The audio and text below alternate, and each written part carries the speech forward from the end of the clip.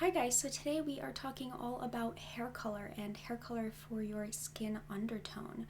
So the first thing that you want to consider with hair color when it comes to skin undertone is whether it's cool or warm. And the second thing you want to consider, and this is something that I find doesn't get talked about enough, is if your hair color leans more red in tone or less red in tone, so therefore a little bit more green or golden in tone.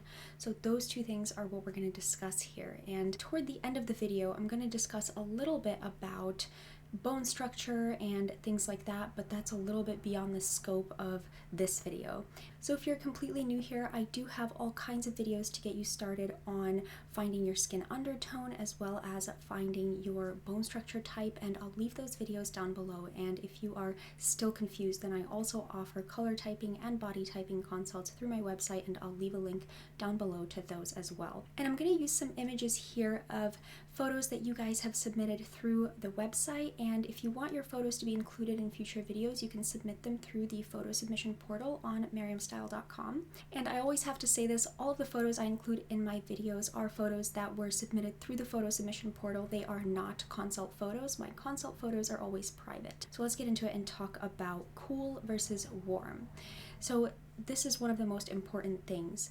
Usually cool toned people will look better in cool undertone colors, and warm toned people will look better in warm undertoned colors for their hair color. And a quick way that you can try to figure out if you're warm or cool is if you look better in magenta versus orange. And if you look better in magenta, that is, your skin looks more glowy and more healthy, then you're most likely cool toned. Or even if you look better in magenta and you happen to be warm toned, it might mean that you can still handle some cool toned colors. And if the orange looks better on you, then you are warm toned. So that is sort of the main thing and the first thing that you want to definitely figure out before you dye your hair. And the next thing to figure out is if you lean more reddish in tone or if you don't have that many reds to your skin. This can be a little bit more confusing because some people, even though they're not olive, they still don't have that many reds to their skin. So when you have more pink tones or red tones to your skin, then your skin all over, not just when you blush, but your skin all over is going to have more of a pinky tone. So you could be either cool or warm and be pink toned, and you could be either cool or warm and not be so pink toned, maybe be olive toned, or just not have as much pinks to your skin. So this isn't so much about the blushing color. Everybody blushes some kind of pink or red, but this is more about the color that your overall skin is. Hair colors, just like skin colors, are divided into both cool and warm, so more yellow leaning or more blue leaning, and they're also divided into green versus red leaning. So these two axes are completely separate from each other. So you could be in either section of this sort of spectrum of skin colors and hair colors. And this has nothing to do with how dark or light your skin color is. This just has to do, or the hair color, this just has to do with the actual hue of the color. So if you have more golden tones to the skin, even if you're warm, let's say for example if you are a warm undertone and you want to dye your hair blonde, and you might go for a hair color that is maybe an orangey or strawberry blonde, and you might find that it doesn't look quite right, even though that blonde, that warm blonde, is still warm, it still doesn't look right because your skin is more reddish in tone, but the hair color is not as reddish in tone, so it might look just a little bit separate from your coloring. So considering the red-green balance is really very important, and this is actually why redheads can look really wonderful with basically orange hair, even though some of them have a cool skin undertone. And then when they wear orange, they might feel like it looks okay, but they might feel like cool colors look better on them. And again, not all redheads, but some redheads are cool. So this is what happens when you match one of the axes. So you only match the red-green, like for redheads, if they have warm hair and cool skin, their skin still has those red hues to it. So that's why even orange looks quite nice on them as a hair color, because their skin has so much red in it, and orange has, of course, a lot of red in it.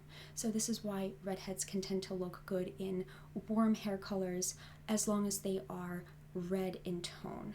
But a redhead who is cool toned would look even better and even more flattered by cool toned reds like auburns or ashy strawberry blondes and things like that. That would look really wonderful on a cool toned redhead. So when we're talking about olive though, which is kind of the other side of the spectrum, then we're talking about colors that really lack red. So we want to go for colors that either look more golden or more ashy in tone and not necessarily reddish in tone. So if you feel like you're not really quite getting your hair color just right, finding that signature hair color, that red-green balance might really be the key for you when you're thinking about hair color and not just the cool, warm, or yellow-blue balance. So that is really the missing piece for a lot of people, for a lot of my clients. That seems to be the missing piece, is that red-green balance of the hair color. And finally, I do want to touch on this a little bit in case you're watching this video and you're planning to dye your hair soon. I want to give you a good start to all of this information. So the bone structure, we do have to get into it. In general, let me make it more simple than it actually is, but this is kind of the safe way of doing it. And basically, if you have more angularity to your facial bone structure, you're going to look really flattered by colors that are a little bit darker than your natural coloring. And if you have very rounded bone structure, you have very soft bone structure, then you might look really nice with your hair lightened a little bit and lifted a little bit. So in general though, I would not recommend, if you're not sure about your bone structure, to lighten your hair, because I find that people with a more of a rounded bone structure, they still look quite nice with hair that's a little bit darker than their coloring, but people with more sharpness to their bone structure or more angles in general to their bone structure, even a little bit, can sometimes tend to look washed out with lighter hair colors. So be careful with lightening your hair if you're just starting out with experimenting with different hair colors. Okay, so to summarize, we have cool warm and we have green red, and both are almost equally important for a hair color to really look harmonious on you. So if you only do one part of it, you only do warm instead of cool, and then you honor your red-green balance, that would be sort of the case of a redhead having a cool skin undertone and very orange hair. That might still look relatively flattering on you.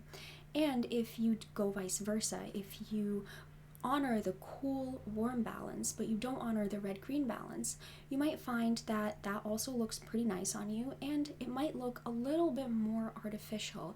Anything that doesn't honor both can tend to look artificial if it's not already your natural hair color, but that's not always a bad thing depending on your body type, depending on your preference. For example, for me, if I were to go for an auburn hair color, like a cool auburn, I'm a cool undertone. So if I were to go for a cool auburn, then it would look pretty good. It would look okay.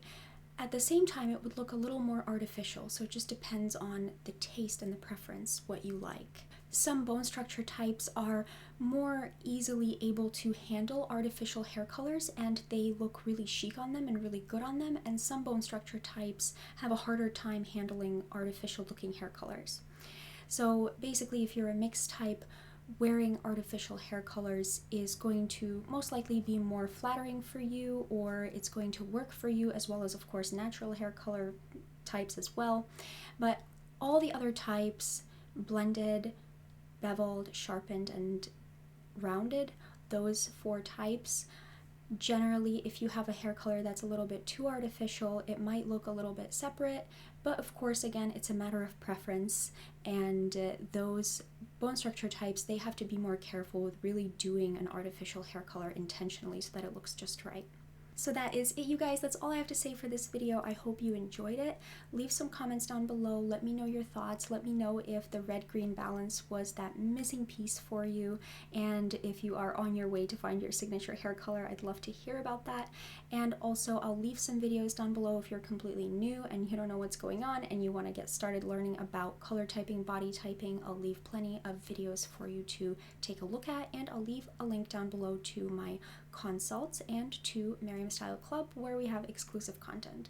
So that's it. I hope you enjoyed this, and I'll talk to you next time. Okay, bye.